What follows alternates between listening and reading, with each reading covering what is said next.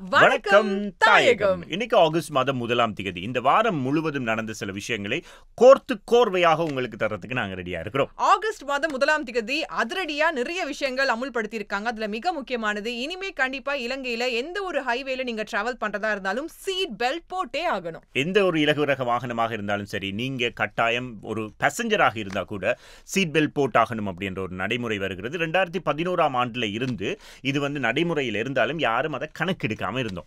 இது ரொம்பவுமே ஸ்ட்ரிக்டா ஃபாலோ பண்றதுக்கு மிக முக்கியமான காரணமே, லாஸ்ட் டைம்ல பாத்தீங்கன்னா கிட்டத்தட்ட ஒரு வருஷத்துல நிறைய பேர் வீதி விபத்தால மட்டுமே இறந்து போயிருக்காங்க. அதுவும் பல ஆயிரக்கணக்கானவங்க இந்த வீதி விபத்து ஏற்பட்டதுக்கு பிறகு அவங்களுடைய அங்க அவயங்கள் இழக்கிறது, ரொம்பவுமே சஃபர் பண்ண ஆரம்பிச்சிருக்காங்க. அதனால 2025-26ஆம் ஆண்டுக்கான ரோட் சேஃப்டி பிளானை பொறுத்த வரைக்கும் சீட் பெல்ட் மஸ்ட் அப்படிங்கிற விஷயத்தை இன்ட்ரோடியூஸ் பண்றாங்க. இப்போ சீட் பெல்ட் போடாம யாராவது போனா அந்த பஸ்ஸோ இல்லைன்னு சொன்ன அந்த வாகனத்தினுடைய உரிமையாளருக்கு பெரிய பெரிய தண்டனைகள் இருக்கு அப்படின்றாங்க. பஸ்ஸை பொறுத்த வரைக்கும் அவங்களுடைய பெர்மிட் கேன்சல் ஆகிறதுக்கான வாய்ப்புகளும் நிறையவே இருக்கு. அது மட்டும் இல்ல, லைசன்ஸையும் கேன்சல் பண்ணுவாங்களாம். சோ கவனமா இருங்க. ஏதாவது பண்ணிக்கினே சமாளிச்சிடலாம்னு நினைச்சாலும் வாய்ப்பில்ல ராஜா. இப்போ எங்களுடைய நாட்டுல இன்னும் நிறைய விஷயங்கள் இறுகி கொண்டு வருதுன்னு சொன்னோம் இல்லையா? அதுல இன்னொரு விஷயம் என்ன அப்படின்னு சொன்னா, நீங்க ஏர்போர்ட்டுக்கு பக்கத்துல இருந்தீங்கன்னு சொன்னா பட்டம் விட இயலாது. பட்டம் விடுவோம் பாலா ஓடிவா 90s கிட்ஸோட அந்த பாட்டையும் மறைஞ்சிரும் போல இருக்கு. ஏன் எதனால சடனா இந்த ஒரு டிசிஷன் பாத்தீங்கன்னா, பட்டம் விடுறதால பிளைட்ஸுக்கு நிறைய ஆபத்துக்கள் ஏற்படுவதாக சொல்லப்பட்டிருக்கு. என்ன கதைக்கிறீங்க? பிளைட் எவ்வளவு 1000 அடிகளுக்கு மேல போகுது, நீங்க விடுற பட்டம் போயிட்டு எப்படி பிளைட்டை தாக்கும் அப்படின்னு சொல்லி நிறைய பேர் நீங்க கேட்பீங்க. அப்படி கேட்கறவங்களுக்கு நாங்க பதில் சொல்லணும். என்னன்னு சொன்னா, பிளைட் அதாவது பிளேன் டேக் ஆஃப் ஆகுற நேரத்துல எங்கேயாவது விடுற பட்டம் அறுந்து போய் அந்த பிளேனினுடைய என்ஜினுக்குள்ள போயிட்டு அப்படின்னு சொன்னா அது பெரிய அளவு பாதிப்புகளை ஏற்படுத்தும். பறவைகளால நிறைய விபத்துக்கள் வாரது கேள்விப்பட்டிருக்கோம் இல்லையா?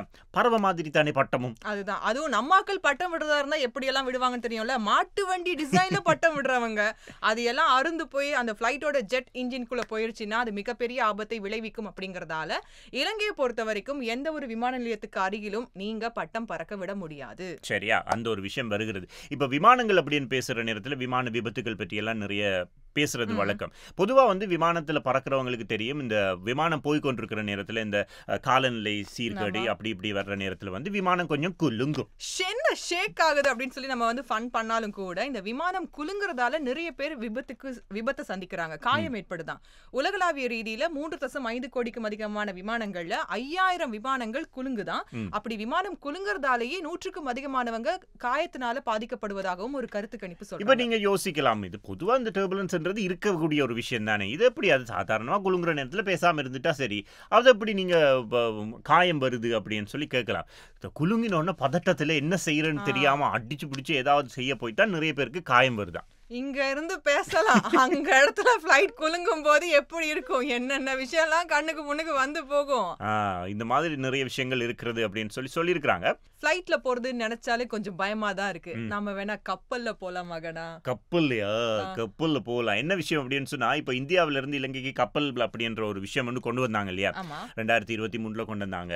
அதுக்கு பிறகு அங்க காத்தடிக்குது, இங்க மழை அடிக்குது அப்படின்னு சொல்லி நிப்பாட்டினாங்க. அப்புறம் 2024ல திருப்பி தொடங்கினாங்க. அதே காத்து மழை இல்ல, அது சர்வீஸ் போயிட்டு தான் இருக்குன்னு ரீசன்ட்டா கூட சொன்னாங்க. அதான் சொல்றாங்க, சர்வீஸ் போயிட்டு இருக்கு, காலநிலை சீற்றத்தினால நிறுத்தப்பட்டிருக்கு. நிறுத்தல நாங்க. ஆமா காலநிலை என்ன செய்யறது, கடல் கொந்தளிக்கும் போது நாங்க இப்படி ஓடுறது அந்த மாதிரி சொல்லிட்டு இருந்தாங்க. இப்ப திருப்பி வருதாம்பா இந்தியாவில இருந்து இலங்கைக்கு கப்பல். இந்த கப்பல் பொறுத்த வரைக்கும் அதிசொகுசு கப்பல்.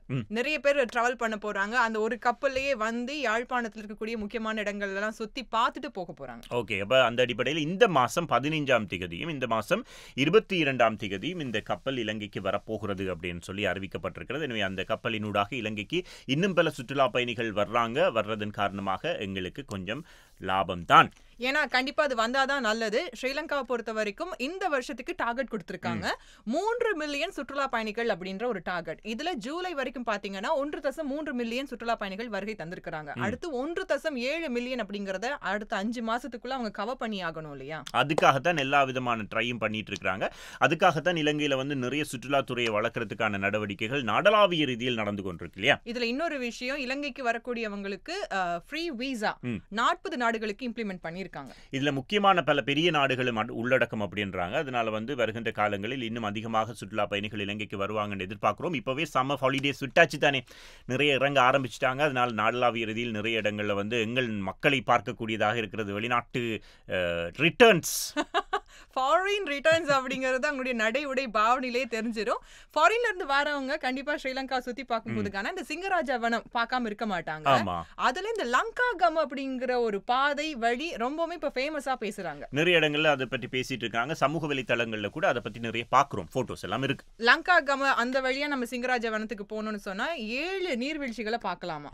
7ஆ 6ஆ ஏதோ அது 2 ஏதோ ஒன்று இருக்குன்னு நினைக்கிறேன். அதுல இன்னொன்னு என்ன சொல்லியிருந்தாங்கன்னு சொன்னா, அது எதுக்காக இன்னும் அதிகமா பேசுறாங்கன்னா, இப்ப அந்த வழியில ஆட்கள் போறதுக்கு ஸ்டார்ட் பண்ணிட்டாங்க. அந்த வழியா போறவங்களுக்கான வசதிகள் அப்படின்னு பார்க்கும்போது ரொம்பவுமே குறைவா இருக்கு. அதை கொஞ்சம் கன்சிடர் பண்ணி அதையும் செஞ்சு முடிங்கன்னு சொல்லியிருக்காங்க. அதான் அட்வென்ச்சர்.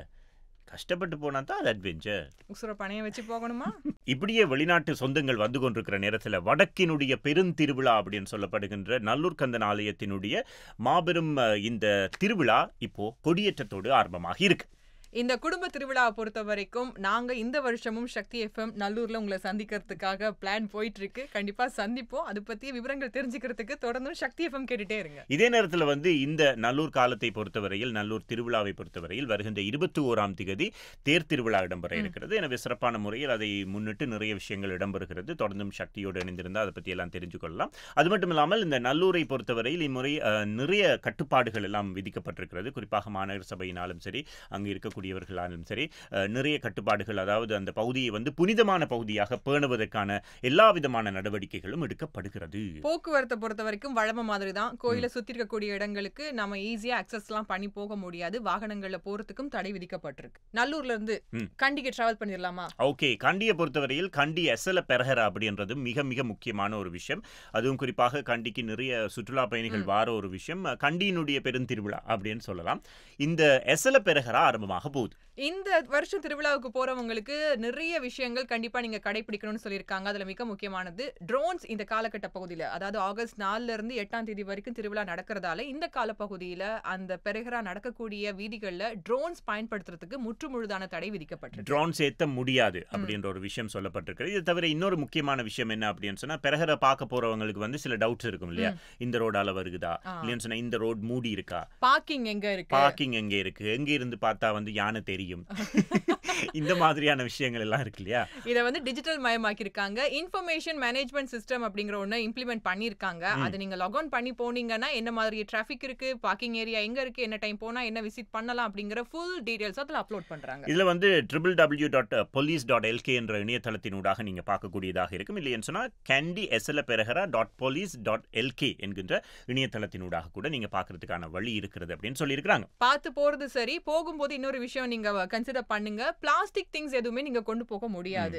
கண்டியை பொறுத்த வரைக்கும் ரொம்பவுமே சுத்தமா இருக்கணும். இந்த திருவிழாவுக்கு பிறகு அதை சுத்தப்படுத்துறது தனியான வேலையா இருக்கக்கூடாது. அதனால நீங்க ஏதாவது சாப்பாடு கொண்டு போய் சாப்பிடுறீங்க, குப்பை வீசுறதா இருந்தா சரியான விதத்துல அதை நீங்க அகற்றணும்ன்ற ஒரு முக்கியமான அறிவித்தலையும் விடுத்திருக்காங்க. இதை விட இன்னொரு முக்கியமான விஷயம் என்ன அப்படின்னு சொன்னா, கண்டிக்கு வந்து போறவர்கள்ல வந்து கெட்டம்பே பகுதியினூடாக போறவங்க, கண்டி பேரதன வீதியில கெட்டம்பே பகுதியினூடாக போறவங்க முக்கியமாக ஒரு சுரங்க வழி பாதை இருக்கு இல்லையா, அந்த பாதை மூலமாகத்தான் போக வேண்டும் அப்படின்னு சொல்லி அறிவுறுத்தி இருக்கிறாங்க. அது ரோட் கிராஸ் பண்ணக்கூடியவங்களுக்கு. பெடஸ்ட்ரியன்ஸை பொறுத்த வரைக்கும் நீங்க நினைச்ச மாதிரி சிக்னல் லைட்லாம் நின்று இல்லைன்னா டக்குன்னு ஓடிடுவோம், அதெல்லாம் இனிமே பண்ணவே முடியாது. ஆகஸ்ட் 1ஆம் தேதியில இருந்து ரொம்ப ஸ்ட்ரிக்டா அதை ஃபாலோ பண்றாங்க. கெட்டம்பில் இருக்கக்கூடிய சுரங்க பாதையை தான் பாதசாரிகள் ரோட கடக்கிறதுக்கு பயன்படுத்தணும். எதுக்காக அப்படின்னு பார்க்கும்போது அந்த ஏரியாவில் நிறைய ஹாஸ்பிட்டல் இருக்கு, விகார இருக்கு, ஸ்கூல்ஸ் எல்லாமே இருக்கு இல்லையா?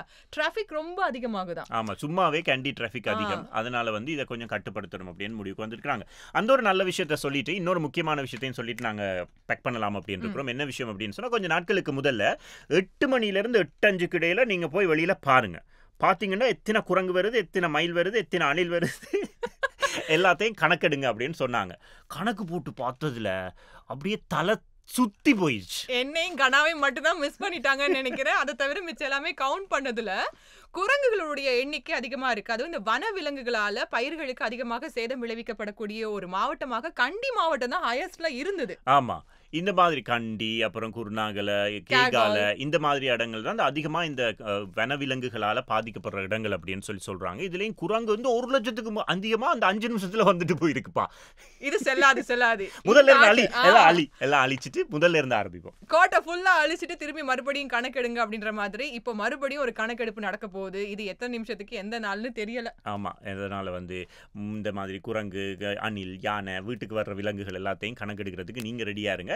நாங்க விடைபெற போறோம். தொடர்ந்தும் சக்தியோடு இணைந்திருங்க. ஒவ்வொரு நாளும் வார நாட்கள்ல காலை 6 மணிலேருந்து 10 மணி வரைக்கும் வணக்கம் தாயகம் கேளுங்க.